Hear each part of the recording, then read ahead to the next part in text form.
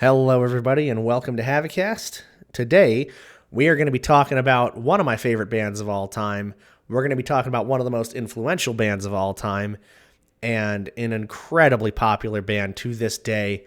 We're going to be talking about Metallica, and we're going to be ranking the 11 studio albums that is not LuLu or Garage Inc. LuLu is more of an art piece, kind of collaboration with Lou Reed, and Garage Inc. is just really fun covers that Metallica did, which I love that album, but we're going to be sticking to their own catalog. They are incredible riff writers. They're incredibly talented musicians for the most part. I love James Hetfield. I love every bassist that's been in the band.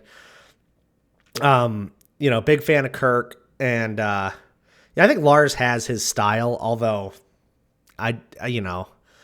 I think out of everybody in the band, he's one of those that's just kind of, I don't know if it's more talent or personality that kind of grates on me, but, he's kind of never been my favorite person. Although, like I say, nothing but respect for the band. I want to talk about the 11 studio albums because something I realized recently when talking about Metallica is I actually really enjoy pretty much everything they've done. So this ranking, it's not going to be like Iron Maiden. Iron Maiden is my favorite band of all time. And even then, the bottom 3 or 4 albums are albums I'm not really a fan of. Like, I don't have to listen to them or anything on them, and I'll be fine. Now, I can listen to them every now and then, but it's not like Metallica, where if you put on even my least favorite album, I'm like, hey, there's something on here I want to listen to, or there's a time and a place for this, So, I mean, there's no right or wrong answers here. Anybody, feel free to comment your rankings down below. Talk about the albums. I'm going to try to do a little bit of like why I think this positioning for each album. And again, it's the same with, how you feel, the taste of food you like. I mean, each month this list could be different for me. Like I could totally reorganize some of this. It's one of those bands where, I'm just happy to listen to anything they've done. The fun thing about Metallica is there's just two almost separate groups of fans that love the band, but for very, very different reasons. There are some fans that are like, Black Album on, yo, this is awesome. What's this 80s stuff? We don't know anything about it. We don't want to know anything about it. And then there's some fans that are like, 80s stuff is all there is to Metallica. Everything else after that does not even count. And it's hilarious because I love music. I love all types of genres, and I love everything Metallica's done. So it's just fun to listen to the arguments back and forth. But I totally get it if you, absolutely hate Load, but love And Justice for All, or, Reload is like, oh, I grew up on that. That's my best album, and Master of Puppets, what even is that? You know what I mean? So I think everybody has their place in music. You like what you like. There's no right or wrong answers, but please, it's a channel for discussion, rankings, and just hanging out and, fans of music and bands and TV, movies, whatever, coming together and just, enjoying things they love from childhood and beyond. So please feel free to comment and talk about whatever it is you want to put in here for this. And if you have any other suggestions on, bands, songs, movies, TV, whatever you want to talk about, rank, we can do it. I have no problem with that. I love doing this kind of stuff, and it's just kind of like a little bonus thing that I do outside of my, Twitch streams and my other YouTube channels and all that. So I just, I have fun here. But we'll get into it. I know I've been talking for what seemed like forever, but it's only been 4 minutes. We'll get into this ranking. We are going to start with my number 11 pick, and this one's kind of interchangeable with my next one, but number 11 is Saint Anger. So it's kind of interchangeable, and I'll tell you why in a little bit. Just looking at Saint Anger alone, everybody talks about the drums, everybody talks about the production, everybody talks about the lack of solos. I don't really care about the lack of solos as much because I think the writing is still fun and energetic. I think there's a lot of power and a lot of feeling behind what they were doing at this time. Especially if you look at the history of the band and what they were all going through at the time. I think it's just so much more passion in what they were doing, I feel like. But the band itself, I don't know. They chose this recording style and this direction, the production and the drums and all that is just such a mess. But if you look beyond that, the songs themselves, I mean, Frantic is a pretty cool song. I like, Some Kind of Monster. I like Saint Anger itself. There's a lot of these songs that kind of get stuck in my head. some songs are too long, and I think that also kind of helped expose a lot of the glaring flaws on this album. Because if you want to, I mean, there are some underground punk albums that are recorded through, a freaking tape recorder, and they sound about the same, but the energy is there and it's just short and to the point. Whereas this was like energy, but it just, overstays its welcome a little bit. Where I will give them credit again, Metallica is a band that's not afraid to do different things, which is interesting to think about in just a band, kind of overall lineage is a lot of bands play it safe. They do the same thing over and over and over again. And, that kind of overstays its welcome. It's like by the fourth or fifth album, you're like, all right, we've heard the same stuff over and over again. We've heard the same song. The amps sound the same. The recording's the same. The themes are the same. Like, let's change this up. Metallica doesn't do that at all. Every album sounds pretty much completely different, other than a couple of things here and there. If you listen to Kill 'Em All and then you listen to like Reload, you're going to be like, who is this? This is a different band. But I love them for that. And Saint Anger is one of those where I do give them credit for going out and doing, something very different. I do get a lot of joy out of this album. I do get a lot of if I'm working out or something and this comes on, I feel just dirty. I feel like I can do stuff, it's very raw and I don't know. It's just a kind of a powerful sound that you don't really get from anywhere else. I don't love the sound, of course, but we covered some of these back in the day. Because even younger, back in high school or wherever, I liked the songs. I just hated the way they sounded, and so we played them ourselves in bands and stuff, and they sounded pretty cool, So just one of those things. It is the number 11. It's a safe number 11. I was thinking about putting it a little higher, but I'll tell you why right now. My number 10 pick is Death Magnetic. Now I was going to switch these around, but I heard the re-release of Death Magnetic and they actually corrected a few of the just glaring issues with the production. It's kind of like they went from Saint Anger where it was like, just, hey, we'll record this in a warehouse or whatever and it's going to sound the way it sounds, to Death Magnetic where they're like, hey, we got to produce the hell out of this thing. I mean, the drums when it first came out on some of the songs sounded like an electric kit, like a MIDI kit or something. I mean, the drums were an anomaly. It was so weird. It's like, how long do you have to do this before you could just record the drums to make them sound right? And Death Magnetic was a weird sound all around. The guitar tones on almost every Metallica album are so thick and just well distorted. You can pick out every single note no matter how fast or heavy they're playing. Just a really, really good time. I've always loved Metallica's guitar tones. But on Death Magnetic, especially the first release of this, it was just not, I don't know, it just didn't sound as good. Nothing really sounded as good, and I didn't really understand why. I was actually very disappointed with this album when it came out. There's good stuff on this album, though. Like I say, I like every single Metallica album. I would say I love album 9 through 1. 10 and 11 here, Death Magnetic and Saint Anger, I kind of just, they're okay to listen to every now and then. I don't love them. There's a couple of good songs on here. I like some of the lines, like All Nightmare Long has some really groovy stuff in there. The Unforgiven 3, I think it's a good song, and there's some callbacks and fanfare kind of stuff in there, which I don't think we need, I think it would have been fine just being its own thing, but I get it. Suicide and Redemption, I'm not a huge fan of instrumentals. I say this every time I do a music thing, but instrumentals to me, I'm usually so bored by. I love instrumental tracks, but for some reason they always seem to be a lot longer than, most tracks anyway. And I love vocals. I love force and passion behind vocals and stuff, which is, it's tough because I love James Hetfield's singing and style, his voice, and taking that away just feels like a crime, but they do so many instrumentals. And even on my, some of my favorite albums, they have instrumentals, and it's just like, God, I wish they had, some vocals behind this. I will say the only song that I actually like, but also have a pretty strong problem with is The Day That Never Comes. because like I could listen to kind of any of these songs. They don't sound that great to me. They're not something I would ever go back to. The Day That Never Comes is a song I like and I can listen to, and I have no problem listening to it. But it feels like they just kind of paint by numbers wrote another version of one.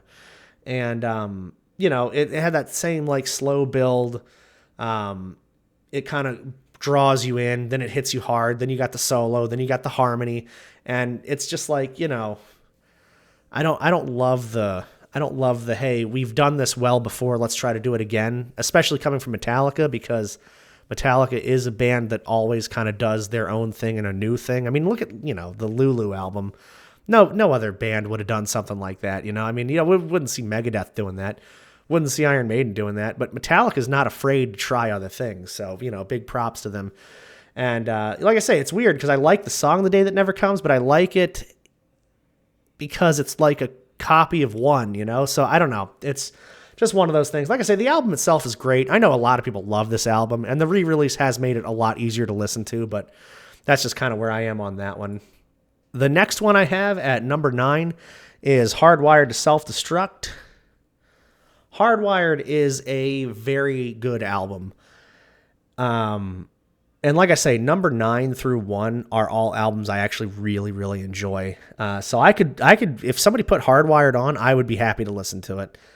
I'm not always in the mood, but I mean, I also don't have a situation where I'm like, Hardwired, it's too this or too that. Like it's always fine to have on. I think there's some good stuff on there. Of course, the singles were great. I really enjoy Spit Out the Bone. Moth into Flame was a lot of fun, and it's a very versatile song too. I love, it's so funny. Even though it's a single, Moth into Flame, and even though everybody knows that one from that album, of course, there is some writing elements on there that are just like, I don't know. James Hetfield really still has it, I mean, he is such a good rhythm guitarist and such a good just writer in general. And riff writer, and you can just hear these little accents he does with I don't know, it's spectacular. It's really good. It's not the most well-written song, but for his age and what they were doing at the time, and going through everything they've gone through, like it's amazing to hear. I mean, a lot of our favorite bands fall off after a certain couple of years, but I don't know, they just kind of keep on doing their thing. I really enjoy, Man Unkind. There's a lot of like good I don't know, they don't get really the love they deserve. And I think that just kind of comes from, what I was talking about earlier, where Metallica has gone through so many different changes and have had so many different groups of fans come on and jump off, depending on where they are in time. It's like now they almost have a whole separate group of fans listening to this stuff in the 2000s. And thinking like, oh, well, this is some of the best Metallica, though, The 90s, nah, forget that. The 80s, yeah, we appreciate that. But, yeah, this stuff's real good, too. So, I don't know. I like it all. This album, just for me, I think they do it better in other places. I think it's better than Death Magnetic. But I think, it's just, I think they've done better stuff is all. I mean, there's not really anything to it. I don't think there's anything that really stands out as incredible. I don't think there's anything that really is horrible either. But yeah, that's my number 9 pick. We're going to move on to a highly, highly controversial, brace yourselves for this one, number 8 pick. We are going to go with Ride the Lightning at number 8. And I will tell you why. This album is awesome. It is easily some people's number 1, 2, 3 picks. It's something that is always in the top, top several greatest albums people love. People love Ride the Lightning. I love Ride the Lightning. That's the thing I kept saying about Metallica is like, I love all of their albums for the most part. It's really not like, oh, Ride the Lightning sucks. I think it's awesome. But I just think there's better stuff all the way through album-wise than Ride the Lightning. See, Ride the Lightning, I think, is a great album because of 3 or 4 songs on the album. I think there are 3 or 4 songs on the album which are just fantastic songs. And then I am not a huge fan of basically the rest of the album. Fight Fire with Fire is an awesome way to open an album. It is a hard-hitting song. It's great. But then when Ride the Lightning comes on right after that, it just seems like a song with some great ideas that had to be pieced together. And like, I love the intro to Ride the Lightning. The next, couple of verses are kind of like, okay, they're there to bridge the gap between that and then the rest of the song, the solo and everything. So it's kind of an all over the place song. I'm not a huge fan of Ride the Lightning as a song. I don't hate it. I can listen to it and be fine with that, but I don't ever seek it out. For Whom the Bell Tolls is a classic. I mean, it's just a fantastic song. It is just a fantastic song. It really flexes the muscle of every band member at the time. And I mean, it's one that, it's just a classic. You can play it at any setting, sports games. You can open, venues with it. You can play it as an encore song, whatever. It's just such a great song. It's just wherever you hear it, you'll appreciate it. Fade to Black is good. One of those that you have to be kind of in the mood for, though. I love the song Fade to Black, but it is a pretty dark song, and it's a well-written song, but it's just kind of, it's mood dependent. It's mood music, which is pretty interesting because half of the album is so thrashy and so riff oriented, and then the other half is kind of like slow burn, slow build kind of thing. It works. It works really well. The one thing I don't love about Ride the Lightning, though, is it's sandwiched between two albums that I find very good at what they do. And Ride the Lightning's kind of like an in-between of both of them, which is where this is why it's not what I want to go to. If I want to listen to hardcore, like thrash Metallica, like really fast, great riffs, stuff that's going to get me going, I'm listening to Kill 'Em All. If I want to listen to that chunky, like heavy, riff-driven, with some speed here and there, I'm listening to Master of Puppets or And Justice for All. So Ride the Lightning, to me, doesn't call out to me the way the other albums do up there. And again, not saying it's not a great album. If it is your favorite album or one of your favorites, I totally agree and I totally get it. But then you look at the back half, Trapped Under Ice. I like that song. It gets stuck in my head. Escape, take it or leave it. Creeping Death is an interesting song because I love Creeping Death. It's one of my favorite Metallica songs.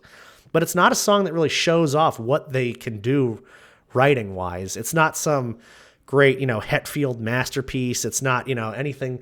Cliff Burton wasn't doing some incredible bass thing in there. It's just, it's just a good song. It's kind of like what Run to the Hills is with Iron Maiden, It's like a song that you hear and you're like, yeah, that's a good song. But then if you dissect it, you're like, I mean, there's nothing really special about it. It's just a good song, So it's just one of those for me. And then Call of Cthulhu. That's where I again, not an instrumental guy, and I cannot stand listening to this one. It's actually one of my least favorite Metallica songs. I have no reason to ever listen to it. Like I said, I don't like instrumentals.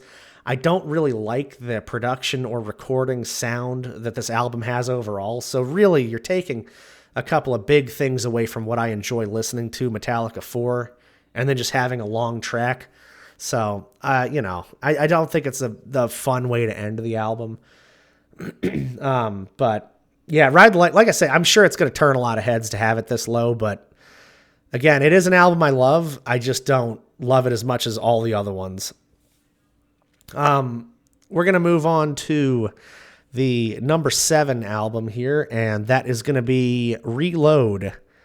So Reload for me is one of the first Metallica albums I ever really heard. I was young at the time, and I heard Metallica songs from the 80s, and I loved them. But Reload was one of the first albums. Like, they were, I think, I was 7 or 8 at the time of this album's release. So, I was watching Saturday Night Live when they were on there.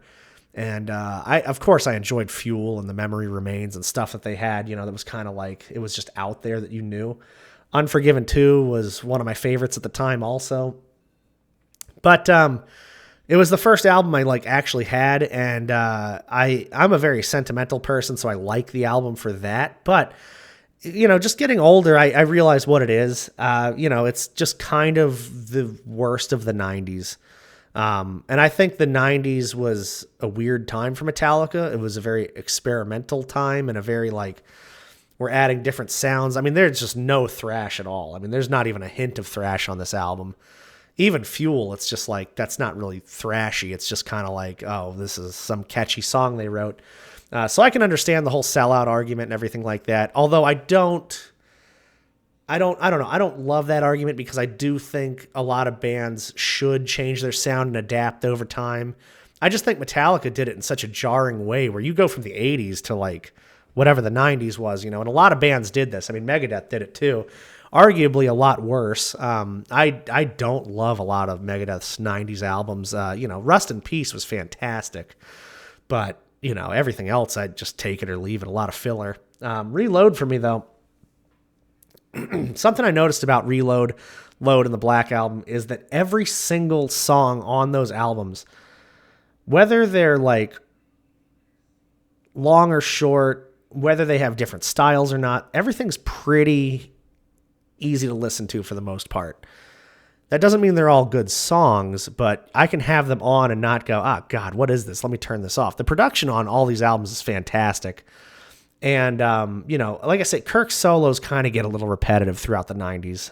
I don't think he has a lot to go off of, though, because, the songs are a lot slower, a lot more methodical and things like that, especially with Reload. Reload, to me, looking back at especially the 90s albums are all kind of interchangeable, but there was a lot of heavy on Load, and the Black Album had a lot of serious writing and some heavy moments on there. They were very, not thrashy, but still very heavy. Whereas Reload, it doesn't seem as heavy. It just seems kind of vanilla for Metallica. Now, I like vanilla, but that's why it's so low compared to everything else. Like, I can listen to this whole thing all the way through, but I'm kind of listening to it as like background noise, Like, there are definitely some good songs on here, but, the only reason I have it higher than Ride the Lightning is just because Ride the Lightning, I don't like, the whole album, and the production's just not great on it, to be completely honest. Like, I think Kill 'Em All, the production's pretty bad too, but it's raw and it feels energetic. And even though it's a little messy, it still hits you hard. You still feel that energy, where I think they lost a lot of that energy for some of the writing in Ride the Lightning. And Reload is kind of the same way. Like, it's just the stuff they didn't put on the Load album, essentially. But it is listenable. It is something I do enjoy going back to every now and then. Number 6 pick, the Black Album. We're going to do number 6 as the Black Album because I don't particularly love it, and I don't particularly hate it. Credit where credit's due. There are some huge songs on there, and they took a risk with their sound, but they also had some of that 80s sound kind of hangover. Unforgiven's a great song. Enter Sandman, I don't ever have to hear that song again, and I'll be happy to not hear it again. However, when it does come on, I'm like, oh yeah, this is actually a pretty good song. But then, I hear it so much, I'm like, who cares? I don't need to hear it ever again. So it's just funny how Metallica works like that with their big songs. Sad But True is good. Everything on this album is good. I can listen to everything and just be happy with this. The Struggle Within is so underrated. I don't know. I mean, Nothing Else Matters is a great song, but you just gotta be in the mood for it. Very mood dependent music. A lot of people love this album. A lot of people's kind of jumping off point. This is the most sold album, I think, out of everything they've done. But I think a lot of that too is credit because of how good everything in the 80s was. So, it was kind of the height of Metallica's popularity with oh, wow, that's a new album from this band that has put out, 4 bangers. And then, plus the singles that came out were so good and popular, and, everybody had them everywhere. Enter Sandman was everywhere and still is everywhere. Movies, TV, sports, all that stuff. It's just all over the place. But it's it's just the same thing as the 90s. The 90s, every single album, solid all the way through. I can listen to everything all the way through. I don't think there's a whole lot of bad stuff, but there's not a lot of great stuff. The thing about Ride the Lightning, Hardwired, well, not really Hardwired. Hardwired is kind of the same thing, but as the 90s stuff. I can listen to the whole way through, but it's just kind of it's there. But Death Magnetic and Ride the Lightning, I think, suffer from this, where there's a few songs on there that I just cannot stand, and a few songs I love, whereas all of these 90s albums are kind of they're just, interchangeably good songs. I like the Black Album has a very diverse kind of writing style on it, which is nice. So you're not going to get the same thing over and over again, which is kind of what you get on Reload. But the writing is really intricate and kind of, riff heavy, which is something I love about these albums in particular in the 90s, is that there's a lot of really cool subtleties and like atmospheric kind of things that I like a lot. Particularly the Black Album, though. I think they do all of that pretty well. I think it's kind of Metallica wrapped up what they've kind of done really well in a lot of their albums. They do really well in this album altogether. But it still just is not something I really ever say, hey, I have to listen to this all day, every day. I could listen to it, but I think spot 3, 2, and 1, the top 3 are just, those are the ones I'm like, I could listen to them on repeat. Moving on to the number 5 spot, we are going to hit up Load, which is, just another one of these, Metallica 4, just interchangeable 90s albums that I think are very well produced. And I think that's another thing that kind of has them up here versus way down below. A lot of people have, Load, Reload way down, but I just think they sound so clean. Load especially to me sounds very heavy. There's a lot of songs on here that are just very, very heavy songs, even Until It Sleeps. Like, it's got this like lullaby kind of feel, but it just kind of like, it hits you pretty hard. Now there's some songs I don't love on this one, but there are also some songs I really do love. And I think that just kind of like up and down kind of sparks me to enjoy this one a little more. It's a long album too, which is pretty cool because, some of these long albums that these bands release are filler. Megadeth especially, God, they have, a bunch of albums with just filler song after filler song. And then, oh, this one's great. But, on this one, it feels like every song kind of had a purpose, kind of had something on it. And I don't know. I think it's a very underrated album because of what came before it, which I totally get. Because, the top 3 albums for me are just so freaking good. They're just untouchable albums. They're so incredible. They all have their flaws. Something else that I think Metallica has that's unique for them as a band is like, there's not an album where I'm like, oh yeah, this one's just perfect. Everything about it's great. 10 out of 10. I think every album has some kind of flaw. And, some of my favorite bands, they have that one album that's just like perfect. There's maybe a thing here or there, but it's just whatever. Don't even bother me with it. But, that's just Metallica. I think they have a lot more good stuff than people really even realize. But yeah, Load, just another one of those 90s albums that, I think it's, if go back and listen to it again. I get if it's not your thing, if it's not your style. Like I say, I'm a lover of music. I enjoy any kind of music. I don't really care who writes it as long as it's good music. I do think there's a lot of good stuff on this album that doesn't really get, respected as much as it should. And the production is just some of their best. I think all 3 of these 90s albums, 5, 6, 7, Load, Black Album, and Reload on my list, just the production alone is just so freaking good. But we're going to move on to number 4 here. And this is a surprise also, but I really liked this. And just the respect alone for what they were doing. 72 Seasons. I know a lot of people are kind of split on this one. I think it's going to settle in pretty well in the Metallica fandom here. I don't know. I think it doesn't suffer from the rest of what the 2000s albums suffer from, where they try to work in some kind of like ballady song or, they try to do something they've done in the past. I think there's just good writing. I think it's not, their best stuff, of course, but overall, I think they did a good job with this, and I'm just surprised. I actually went into this with little to no expectations. I was very kind of reluctant to even listen to this album. And as much as I didn't want to love it, didn't want to listen to it, didn't really care to hear about it, it really has sounded pretty awesome to me. And I think if you like this album, I get it. I totally get it, and I do not blame you at all. Like I said, I think if you like any of these albums, I totally get it, and I don't blame you. Even Saint Anger, I think there's so much value in that one.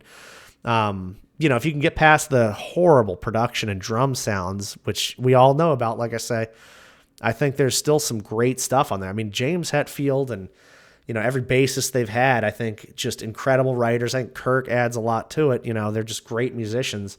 But the singles are great, of course. Walk My Life Away is a weird song. Like, it's not bad, but it's not like, it's so weird. I like it. It's just so interesting to me. It doesn't sound like Metallica, but then what does sound like Metallica when you look back at their albums, so that wasn't really a problem for me. Screaming Suicide's pretty cool. Crown of Barbed Wire was pretty awesome. I like that one too. I don't know. I mean, the whole thing is just really interesting, really good writing. I think it's some of their best, like, actual writing, not some of their best overall sound. And, it's, again, I feel like the solos kind of just go through the motions, but it sounds like they're enjoying what they're doing. At least they're not just making stuff to make stuff, so that I think is pretty cool, which couldn't always be said about the band, I will say. So, good on them for keeping on. And if they do release anything else, this kind of gives me hope for whatever else they do create or, release. I mean, this is the shock of the century for me. I was not expecting this. I liked Hardwired, but it just kind of was like, I don't need to hear it all the time or whatever. And then this came out and I'm like, God, some of these songs I kind of want to hear again. Like, I kind of want to put it on again. So I don't know. I've really enjoyed it. I think it's kind of the best, production wise they've done in a while. And I think the mix of speed and heaviness and writing is just the best I've heard in a long time. Like I say, the 90s stuff, all just kind of, you could just have it on and be fine having it on. Some of the songs are great. This one I actually really paid attention to and listened to, so I really enjoyed it. The big three, though, for me, starting off with number 3 and Justice for All. I love this album. I'm a bass player, and I know the bass is one of those things on this album where it's basically non-existent, and I understand why. But man, it's just some of the best writing. And there's times when I'll look at it and go, is it really that good? Listen to it all the way through and be like, yeah, it is. It is actually really that good. And I don't know. I mean, even like One and the actual song Injustice for All, I don't even love those songs on the album compared to some of these others. Like, I mean, Shortest Straw is awesome. Harvester of Sorrow is something that's always in my head. Frayed Ends of Sanity and Blackened. Oh my God, those songs are so good. I mean, there's just so much good stuff on here. I think it's a nice mix of a long album, but also just good stuff on the album. The guitar tones are outrageous. They're fantastic. The drums sound good. Everything sounds good on this album. I just wish they had more bass, And I think also for what I love about Metallica and what they've done, I think the next 2 albums that I'm going to talk about kind of do everything I love really, really well. But Injustice for All, I mean, you got to give credit where credit's due. It's a fantastic album. And for them to come back after, quite a tragedy to record this album is just, I mean, masterful. It's incredible. I think there's so much behind this that I have to give credit for, and it's not even just that. Like, some bands and albums you respect, but you don't necessarily need to listen to them or love them. This one, it's like you respect what happened and everything, and just the hard work that they put into this, but also like it just sounds awesome. And again, I love Metallica's guitar tones. 72 Seasons, everything in the 90s, and Justice for All, such great guitar tones. I said it earlier, they could be playing heavy, could be playing fast, could be playing whatever, and you can pick out each individual note. You can hear everything. It's so smooth, yet so heavy, and I think they do that very, very well.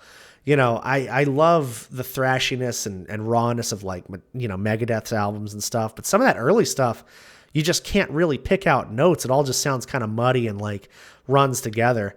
But I swear Metallica has always had just a really precise, and this is why I love James Hetfield.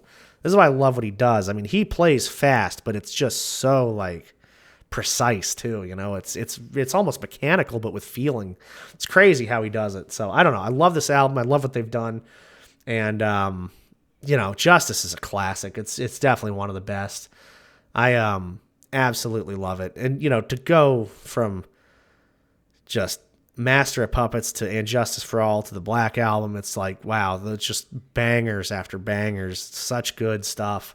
Brings me to my number 2 album, which is going to be Kill 'Em All, a classic album, a thrashy album. And oh my God, it's so good.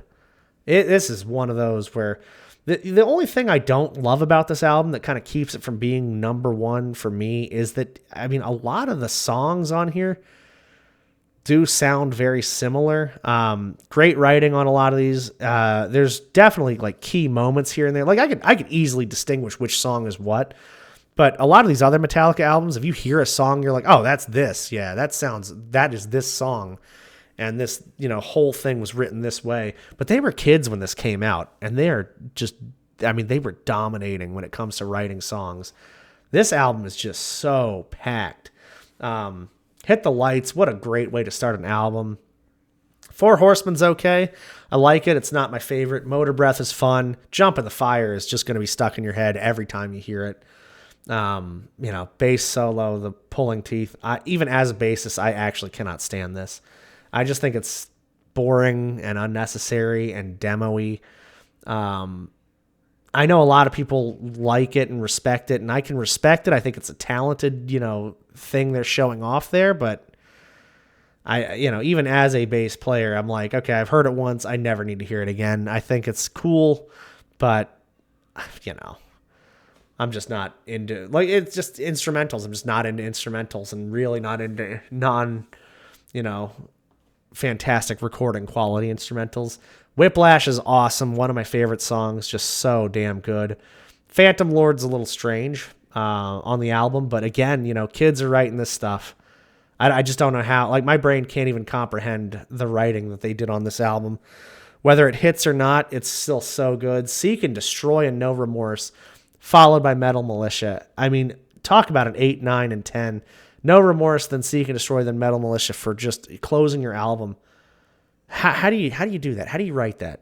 No Remorse is great. Seek and Destroy is, an anthem song. It's one of the most popular Metallica songs. And it just, I don't care how many times I hear it. It just gets me going. I love this song. And then Metal Militia is just freaking in your face. God, I love that song. But yeah, Kill 'Em All to me, it's value too. Something I'm going to talk about for our number 1, which we all know what my number 1 is. If you take out the bass solo and you take out Phantom Lord, which are 2 songs I really don't need to listen to on there, you're left with 8 songs, 8 very, very good songs. And Master of Puppets, my number 1, has 8 songs on them, and they are all very, very good songs. What I like about Master of Puppets is pretty much everything. I don't love that there is an instrumental on the album when it's only 8 songs, but this is literally the only instrumental song that I actually enjoy that I know of. Even Iron Maiden's instrumentals, this is just 10 times better than all of them in my opinion. I think it's so groovy. I think it's long, but it doesn't feel long. I think it's, actually there's one other instrumental, Voice of the Soul by Death. That's the only other instrumental that I actually feel the kind of feeling that vocals portray. Orion also has that. So huge props to, Master of Puppets as an album to have that in there and it sound awesome. But yeah, shout out to Voice of the Soul by Death too. God, what a freaking song that is. Opening the album with Battery. I know I didn't go through all the songs on all the albums, but these last few albums just really stand out to me. Battery is an incredible song. I love it. Master of Puppets is, honestly, I think Master of Puppets for me is the weakest song on the album. And it's a fantastic song, of course. It's everybody's it's just everybody's like, I know this song on this album. We know this album, but that's the song, Not saying that everybody thinks it's the best, but man, that is, especially after Stranger Things and all that nonsense.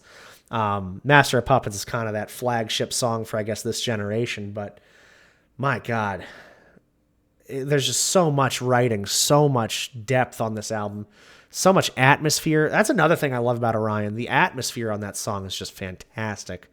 The Thing That Should Not Be is great, a very heavy song. This is where Metallica kind of transitions from just purely like, hey, we want to make fast, thrashy stuff to, hey, we can also make very, very deep, heavy stuff, dark stuff too. That's what I love about this album. It balances speed, heaviness, that power, that energy, with the dark aspect of it. And again, this is why Ride the Lightning has slid so much for me over the years. It's like if I want to listen to a song or an album that balances speed and power and heavy, I'm listening to Master of Puppets. The recording quality is fantastic. James Hetfield's voice is powerful on it. It's well heard. You can hear him, The guitar tones are some of the best I've ever heard. And if I want to listen to speed and thrash and, just something that's raw and energetic, despite recording quality, I'm listening to Kill 'Em All, So Ride the Lightning just doesn't really have a place for me anymore. Like, I'll pick out a song here and there, but I'm not putting on the whole album anymore like I used to, which sucks because, I think it's a great album, but man, it's just the rest of the 80s just did it so much better. And Justice for All, same deal. I think it's an even more refined Master of Puppets, but I just don't love the songs the way I love the songs on Master of Puppets. Sanitarium, dude, Welcome Home, what a song. That was, I don't know, that's just a masterpiece. I love it. I think it's so good. I love the way they go from just seamlessly a harmony into another solo at the end of the song, and it stays heavy. It stays, I don't know, these songs, the solo section too. Speaking of solos, I know I'm so all over the place, but I get in just like this wild, just love and, astonishment for this album. The solo sections in these songs, they're not just playing simple chords. Like, there's actual structure to the solos that play off of each other. It's rhythm. It's almost like a rhythm section solo with your lead guitar solo. It's so crazy what they do on this album. It's awesome. Again, Metallica's writing is so freaking underrated. I don't know. What a great job they did on this album and a lot of their albums, really. You go into Disposable Heroes, just what a thrashy song. It doesn't feel as long as it is. It's fast. It's fun to listen to. And some of those lines in there, oh, man, when he says, you will do, in that part, what I say when I say, back to the front, like, the guitar line on there that matches his voice is so classic. It's so good. Leper Messiah is so heavy. God, I listen to that song and it makes me want to work out. It makes me want to lift stuff and do stuff. I love that song. It always gets my heart rate going. Leper Messiah is so heavy. I can't imagine hearing that thing live. It would be just devastating. We talked about Orion already. Mad credit. I love this song, even though it's an instrumental. And Damage Incorporated to end the album. Fast, atmosphere. You can pick it up and listen to it, and it's so good. It's so powerful. Overall, this album, the writing's great. And then on top of it, outside of it being just a good album, it's got such a nostalgia factor to me. Like, I listened to this album so much growing up and I played games listening to this song, this album. And, I just have a lot of memories talking to my friends about it, covering these songs, learning these songs. So it's just one of those love fest all around for it. I don't know if it'll ever not be my favorite album they've done. And I could totally see how you guys could pick other albums to be your favorites or whatever, but this just always has that sweet spot for me. I love it very much. And that kind of concludes the list. I will say, again,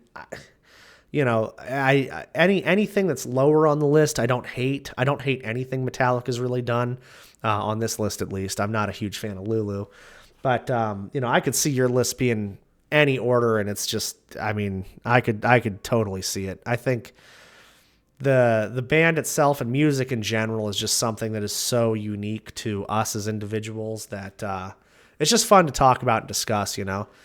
So no hate on anybody's list, no hate on anybody's opinions here. I just really appreciate y'all taking the time to listen to me ramble about something I love. And, hey, if you guys have, like I say, lists you want to throw in here, or if you've done videos on them, I'd love to check that out too. I don't talk about that enough, but I love watching YouTube as much as I like making YouTube videos. So, hey, I'm always down to check people out and, see what y'all got going on. But this has been a fantastic, just fun kind of jaunt down memory lane again with Metallica. Like, I love listening to this music. I still listen to it all the time. All these albums I listen to all the time.